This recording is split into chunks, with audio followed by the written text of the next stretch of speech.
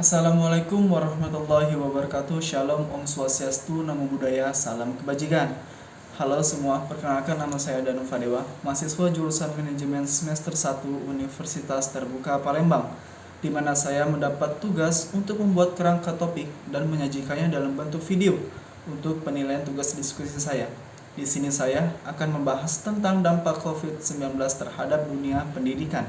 Coronavirus Disease 2019 atau yang biasa disingkat COVID-19 adalah penyakit menular yang disebabkan oleh SARS-CoV-2, salah satu jenis coronavirus yang menyerang penduduk di hampir seluruh belahan dunia dan menyebabkan tingginya kematian pada saat COVID-19 menyerang.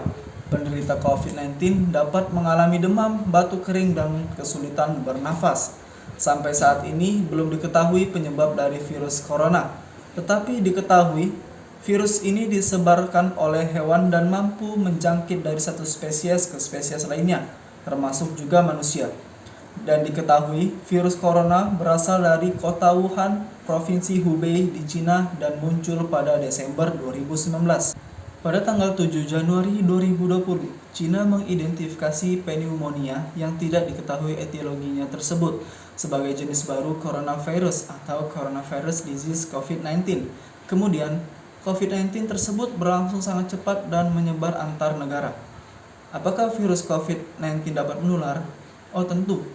Infeksi COVID-19 menyebar dari mulut atau hidung orang yang terinfeksi melalui partikel cairan kecil ketika orang tersebut batuk, bersin, atau bernafas. Partikel ini dapat berupa percikan atau droplet dari saluran pernafasan yang sering dihasilkan saat batuk atau bersin. Jarak jangkauan percikan biasanya hingga 1 meter. Percikan tersebut bisa menempel di benda namun tidak akan bertahan lama di udara. Sejak COVID-19 menyebar, secara cepat pemerintah memberi himbauan serta menerapkan beberapa kebijakan untuk memutus mata rantai COVID-19. Antara lain, himbauan kepada masyarakat agar melakukan physical distancing, yaitu himbauan untuk menjaga jarak di antara masyarakat, menjauhi aktivitas dalam segala bentuk kerumunan, perkumpulan, dan menghindari adanya pertemuan yang melibatkan banyak orang. Kemudian pemerintah menerapkan kebijakan untuk para pekerja, yaitu work from home atau WFH. Kebijakan ini merupakan upaya yang diterapkan kepada masyarakat agar dapat menyelesaikan segala pekerjaan di rumah. Pendidikan di Indonesia pun menjadi salah satu bidang yang terdampak akibat adanya pandemi COVID-19 tersebut.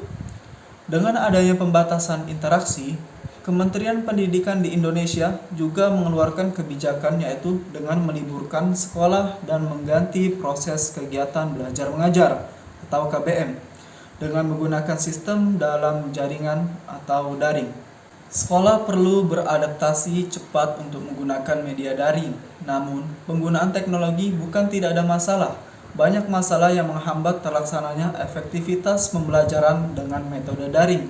Di antaranya adalah keterbatasan penguasaan teknologi informasi oleh guru dan siswa. Kondisi guru di Indonesia tidak seluruhnya paham penggunaan teknologi. Kendala teknologi informasi membatasi mereka dalam menggunakan media daring. Begitu juga dengan siswa yang kondisinya tidak sepenuhnya memahami penggunaan teknologi. Hal ini menjadi faktor masalah dalam penerapan pembelajaran daring. Kedua, sarana dan prasarana yang kurang memadai. Untuk menjalankan kegiatan belajar daring, tentu membutuhkan perangkat pendukung. Namun perekonomian siswa dan guru bisa saja tidak merata, sehingga akan mengalami kesulitan untuk membeli alat pendukung pembelajaran daring. Dan yang ketiga, akses internet yang terbatas. Jaringan internet yang benar-benar masih belum merata di pelosok negeri. Tidak semua lembaga pendidikan, baik sekolah dasar maupun sekolah menengah, dapat menikmati internet. Jika ada pun jaringan internet kondisinya masih belum mampu mengcover media daring. Selama pembelajaran daring dilakukan interaksi antar guru dan siswa sebatas layar yang tidak memaksimalkan pembelajaran. Karena yang terjadi adalah bisa saja kebanyakan siswa akan mematikan kameranya atau bahkan hanya mengaktifkan untuk hadir namun tidak fokus untuk pembelajaran. Hal ini berdampak pada kualitas pembelajaran dan penurunan penilaian. Pembelajaran daring di tengah pandemi COVID-19 ini seakan-akan memaksa semua orang harus siap terhadap perkembangan teknologi saat ini. termasuk pendidikan, dan siswa secara tidak langsung dipaksa untuk siap dan beradaptasi. Namun hal ini sangat perlu didukung dengan sarana dan prasarana yang baik, sehingga pembelajaran akan lebih mudah bagi setiap orang. COVID-19 secara tidak langsung memaksa kita untuk lebih maju karena hampir semua menggunakan teknologi dan membatasi interaksi manusia secara langsung.